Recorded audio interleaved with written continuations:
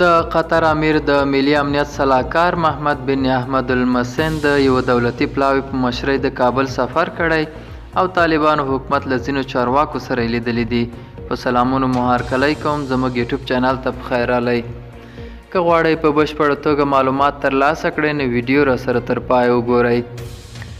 د ارګ پر ټویټر پاڼه لیکل شوي چې د طالبانو د لومړي وزیر اقتصادي مرستیال ملا عبدالغني برادر له ښاغلي المسین سره لیدنه کې ویلي قطر کولی شي دلته افغانستان کې د اوبو بندونو جوړولو، د کانونو استخراج او د برېښنا د تولید په برخه کې پانګونه وکړي.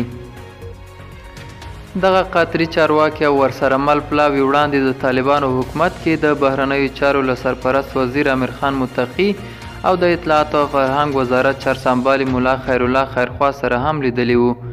ښاغلي متقي هم د قطر د امیر سلاکار ته د سیاسي او ډیپلوماټیک ملاتړ، پانګونې، اقتصادي پیاوړتیا، بشري مرستې او د نشهیي توکو پر ضد مبارزې په څیر هغه موارد روښانه کړي په کومو کې چې دوی فکر کوي قطر له افغانستان سره مرسته کولی شي. طالبان وایي محمد بن احمد المسین ورته ویلي هیواد یې ژمن دی چې له افغانستان سره په سیاسي، اقتصادي او ټولنیزو برخو کې د یو ملګري هیواد په توګه خپلو همکاریو او ملاتړ ته دوام ورکړي. دا و زموږ نننۍ چمتو شوي ویډیو. تر بیا ښه وخت، ښې چارې.